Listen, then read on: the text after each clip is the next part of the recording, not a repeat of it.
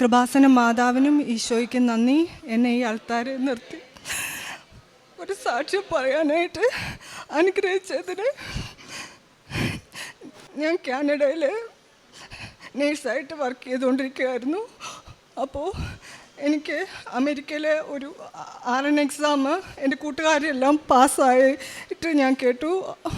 പണ്ടേ ഞാനത് വിട്ട ഒരു എക്സാമായിരുന്നു, ഭയങ്കര പാടുള്ള എക്സാമാണ്.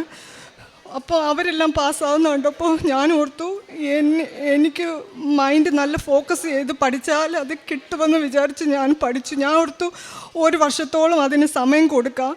ഞാൻ ആ ഒരു വർഷത്തോളം സമയം കൊടുത്ത് പതുക്കെ അത് പഠിച്ചു.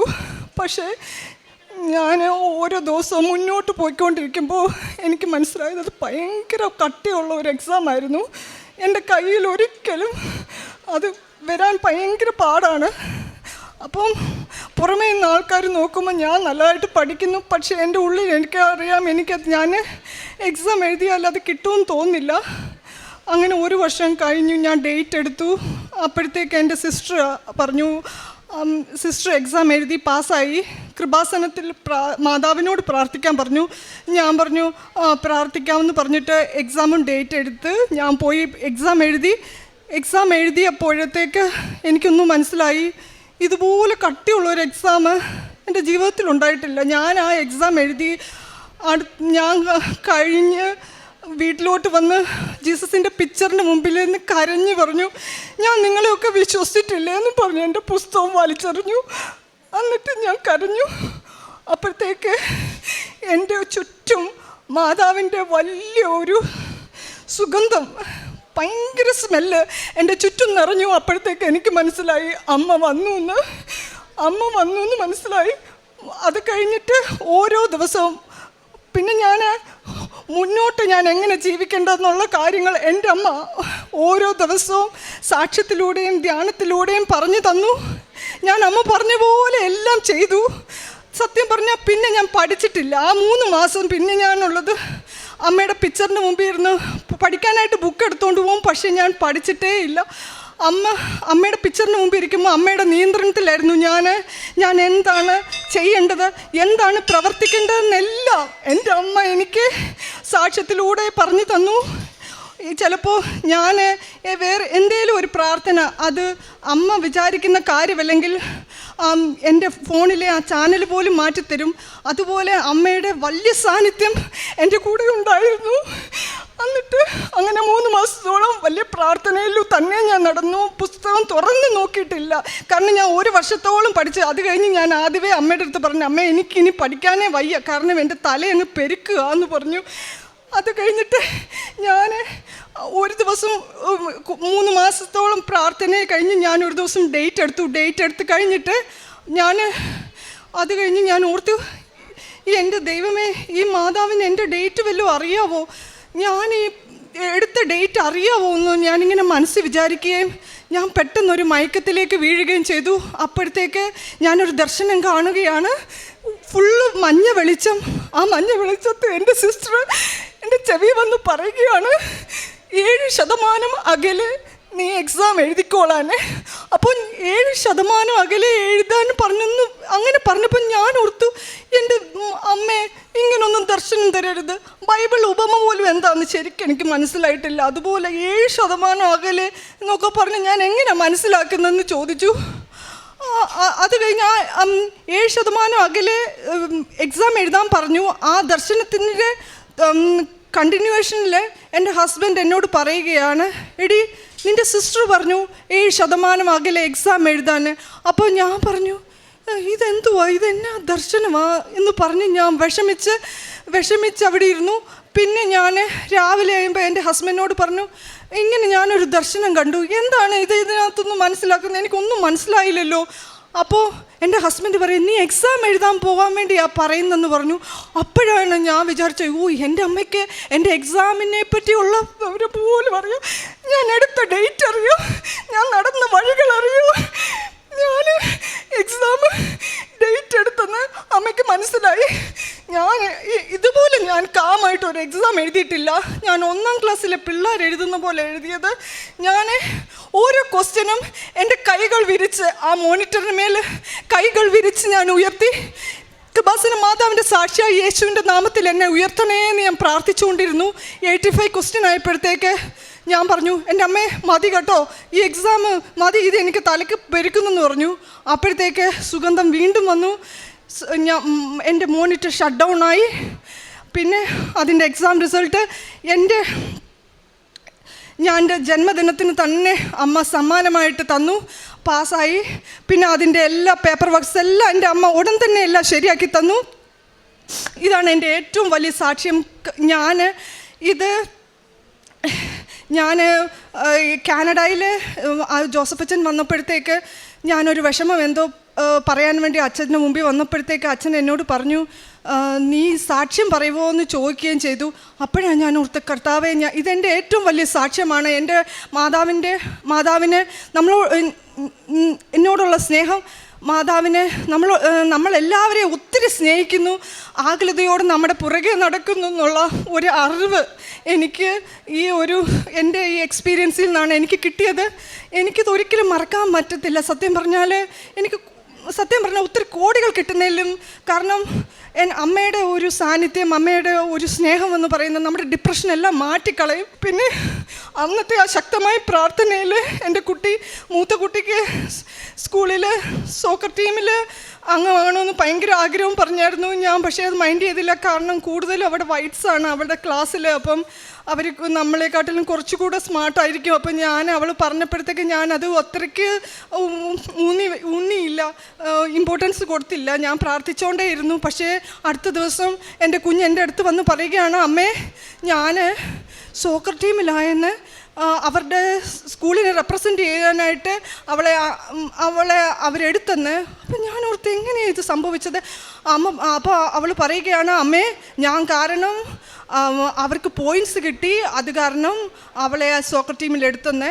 അപ്പം ഇതെല്ലാം എൻ്റെ അമ്മയോടുള്ള മധ്യസ്ഥ പ്രാർത്ഥനയിൽ സാധിച്ചതാണ്. പിന്നെ എൻ്റെ ഹസ്ബൻഡ് ബിസിനസ് ആവശ്യത്തിനായി 2 ട്രെയിലർ എടുത്തായിരുന്നു. അത് ശരിക്കും പറഞ്ഞാൽ അത് വിചാരിച്ചതുപോലെ ആദ്യ തുടക്കത്തിൽ അത് നടന്നില്ല. അപ്പോഴത്തേക്ക് അത് ഞങ്ങളുടെ കയ്യിൽ നിന്നായിരുന്നു പൈസ ഞങ്ങൾ അടച്ചുകൊണ്ടിരുന്നത്.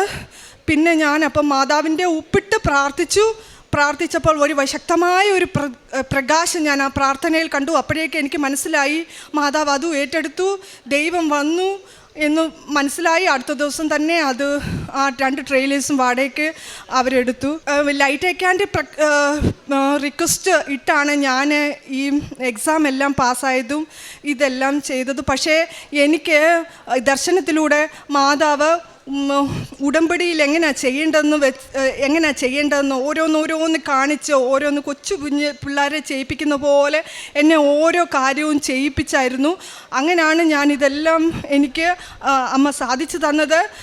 എല്ലാം ഒരുമിച്ചല്ല അമ്മ എനിക്ക് കാണിച്ചത്. കാരണം എനിക്കെല്ലാം കൂടെ കാണുമ്പോഴത്തേക്ക് അയ്യോ ഇത് ഭയങ്കര ഭാരമാവുമല്ലോ എന്നുള്ള ഒരു ചിന്ത എനിക്കുണ്ടാവുമല്ലോ എന്ന് കരുതി അമ്മ എന്നെ കുഞ്ഞുങ്ങളെ പോലെ ഓരോ ദർശനം കാണിക്കും. ഒരു ദിവസം ഞാൻ കണ്ട ദർശനം എന്ന് പറയുന്നത് ഒരു മഞ്ഞ വെളിച്ചത്തിന് ചുറ്റും ഒരു മഞ്ഞ വട്ടത്തിലുള്ളൊരു മഞ്ഞ വെളിച്ചം, അതിന് നടുക്ക് കരിഞ്ഞിരിക്കുന്നു. അപ്പം ഞാൻ ഓർത്ത് ഇതെന്തുവാന്ന്. പിന്നെ ധ്യാനത്തിന് ഞാൻ കണ്ടതാണ് ഈ അൾത്താരയിൽ ഇവിടെ ബൈബിള്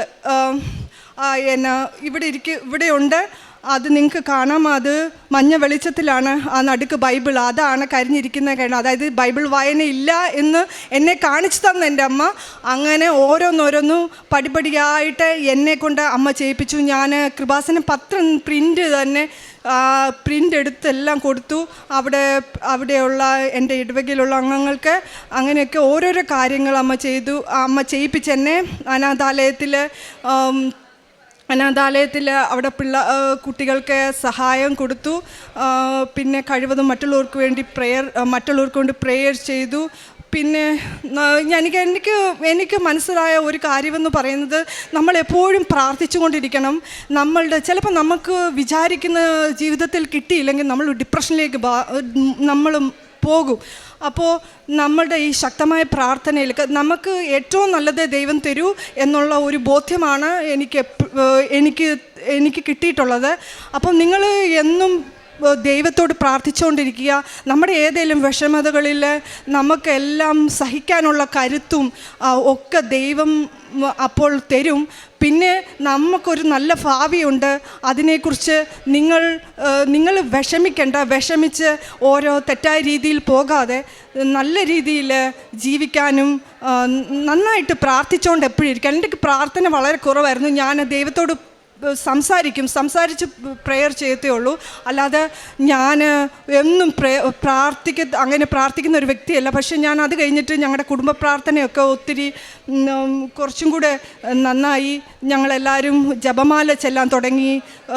കുർബാന ചെല്ലാനായിട്ട് വീട്ടുള്ളവരെ പുഷ് ചെയ്യാനും അതിൻ്റെ ഇമ്പോർട്ടൻസിനെ കുറിച്ച് നമ്മളത് പോകാതിരുന്നാലും അത് പെട്ടെന്ന് അത് വേണം എന്നുള്ള ഒരു വലിയ ശക്തമായ ഒരു ചിന്ത ഞങ്ങളിലേക്ക് വന്നു. അപ്പം ഇതൊക്കെയാണ് എനിക്ക് വന്ന മാറ്റങ്ങൾ. കാനഡയിൽ ഞാൻ ഇത് കഴിഞ്ഞിട്ട് ഞങ്ങളുടെ ജോസഫ് അച്ഛൻ വന്നു. അത് കഴിഞ്ഞ് ഞാൻ ഉടമ്പടിയിലെടുത്തു. ഞാനിപ്പോൾ ഉടമ്പടിയിലാണ്. ഞങ്ങൾക്കവിടെ 1 വർഷത്തിൻ്റെ ഉടമ്പടിയാണ് തന്നത്. ഞാനപ്പോൾ അച്ഛൻ ഇത് സാക്ഷ്യം പറയുമോ എന്ന് ചോദിച്ചപ്പോൾ തന്നെ അപ്പം തന്നെ എനിക്കറിയാമായിരുന്നു എനിക്ക് അമ്മയുടെ ഈ സാന്നിധ്യം, എനിക്ക് അനുഭവമായ സാന്നിധ്യം മറ്റുള്ളവരിലേക്ക് എനിക്ക് എത്തിക്കേണ്ട ബാധ്യത ഉണ്ട് എന്ന ഒരു ചിന്തയിലാണ് ഞാനിപ്പം വന്നിരിക്കുന്നത്. എനിക്ക് ഇതിനെല്ലാം സാധിപ്പിച്ചതിന് ഇവിടെ, കാരണം ഞാനിത് ആദ്യമായിട്ടാണ് ഇത്രയും ആൾക്കാരെ മുന്നിൽ വെച്ച് ഞാൻ ഇങ്ങനെയൊക്കെ സംസാരിക്കുന്നത്. എനിക്കൊന്നാമത് ഭയങ്കര പേടിയുള്ളൊരു വ്യക്തിയാണ് ഞാൻ. ഇതെല്ലാം എനിക്ക് സാധിപ്പിച്ച എൻ്റെ അമ്മയുടെ ശക്തമായ സാന്നിധ്യവും എൻ്റെ കൂടെ ഉള്ളത് കൊണ്ടാണ്. ദൈവത്തിന് ഒത്തിരി നന്ദി. എൻ്റെ ദൈവമേ നന്ദി, എൻ്റെ ഈശോയെ നന്ദി, എൻ്റെ അമ്മയെ നന്ദി. നിയമാവർത്തന പുസ്തകം 32-ാം അധ്യായം 10-11 തിരുവചനങ്ങൾ അരുളി ചെയ്യുന്നു. അവിടുന്ന് അവനെ മരുഭൂമിയിൽ ശൂന്യത ഓരിയിടുന്ന മണലാരണ്യത്തിൽ കണ്ടെത്തി. അവനെ വാരിപ്പുണർന്നു താൽപ്പര്യപൂർവ്വം പരിചരിച്ച് തൻ്റെ കണ്ണിലുണ്ണിയായി സൂക്ഷിച്ചു. കൂട് ചലിപ്പിക്കുകയും കുഞ്ഞുങ്ങളുടെ മുകളിൽ ചിറകടിക്കുകയും വിരിച്ച ചിറകുകളിൽ കുഞ്ഞുങ്ങളെ വഹിക്കുകയും ചെയ്യുന്ന കഴുകനെ പോലെ അവനെ നയിച്ചത് കർത്താവാണ്. അന്യദേവന്മാരാരും അവനോടൊത്ത് ഉണ്ടായിരുന്നില്ല.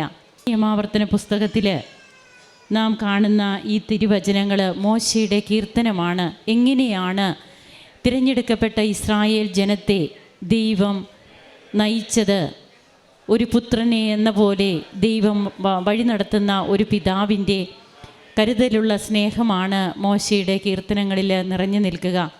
ഇവിടെ ടിൻസി സെബാസ്റ്റ്യൻ തൻ്റെ സാക്ഷ്യം പങ്കുവെച്ചു. തനിക്ക് NCLEX എക്സാം അത് തന്നെ സംബന്ധിച്ച് എത്രമാത്രം ഭാരമായിരുന്നു.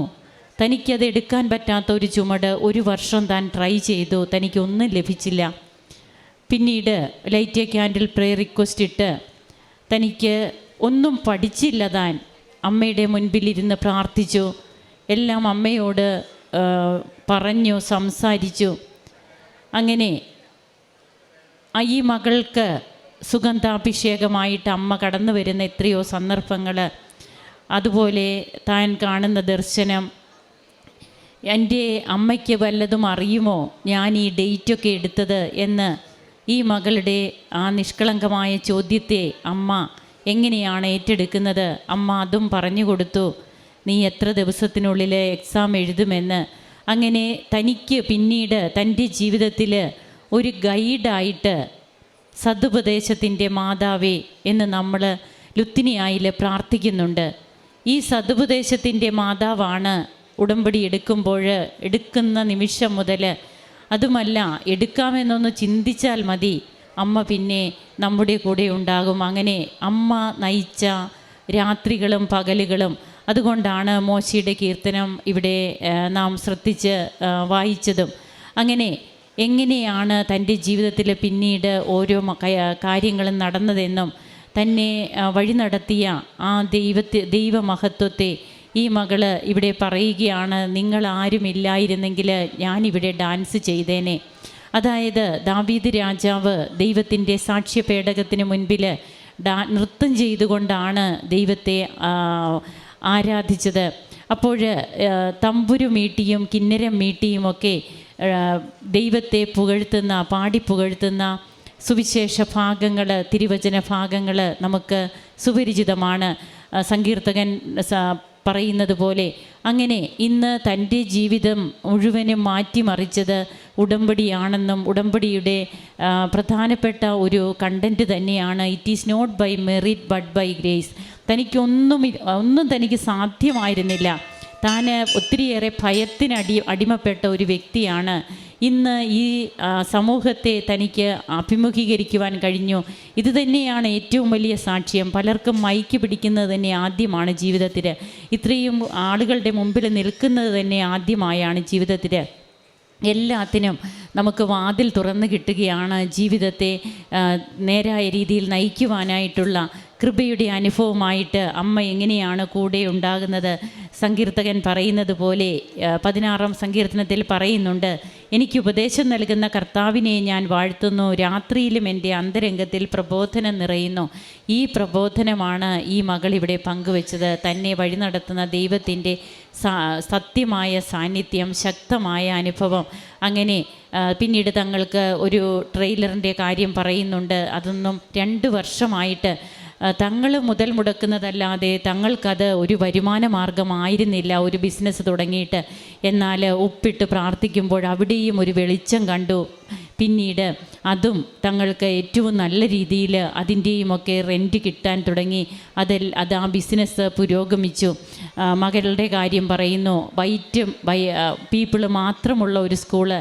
അവിടെ ഒരു ഇന്ത്യക്കാരിയായ ഒരു കുഞ്ഞിനെ അവരുടെ ടീമിൽ സെലക്ട് ചെയ്യുക, അത് അന്ന് വരെയും നടന്നിട്ടില്ല. എന്നാൽ പിന്നീട് ഈ മകളുടെ പ്രാർത്ഥനയിൽ അമ്മ അതിനും ഇടം കൊടുക്കുകയാണ്. ഇന്ന് ആ മകളിലൂടെ ആ സ്കൂളിൽ പോയിൻ്റ് നേടി ഇന്ന് ആ ടീമിൽ ഒരു സ്ഥിര മെമ്പറായിട്ട് തൻ്റെ മകളുണ്ട്. എല്ലാറ്റിനും നന്ദി പറയുന്ന ടിൻസിയോടും കുടുംബത്തോടുമൊപ്പം നമുക്കും കരങ്ങൾ ചേർക്കാം, കരങ്ങൾ അടിച്ച് ദൈവത്തെ ആരാധിക്കാം, മഹത്വപ്പെടുത്താം. അത്യപൂർവ ദൈവാനുഭവങ്ങൾ ഇനി നിങ്ങൾക്കും സ്വന്തം. ഈ യൂട്യൂബ് ചാനൽ ഇതുവരെ സബ്സ്ക്രൈബ് ചെയ്തിട്ടില്ലെങ്കിൽ ഇപ്പോൾ തന്നെ സബ്സ്ക്രൈബ് ചെയ്യുക. ഈ വീഡിയോ ഇപ്പോൾ തന്നെ നിങ്ങളുടെ സുഹൃത്തുക്കൾക്ക് ഷെയർ ചെയ്തുകൊണ്ട് കർത്താവിൻ്റെ പ്രേക്ഷിതരാകുക.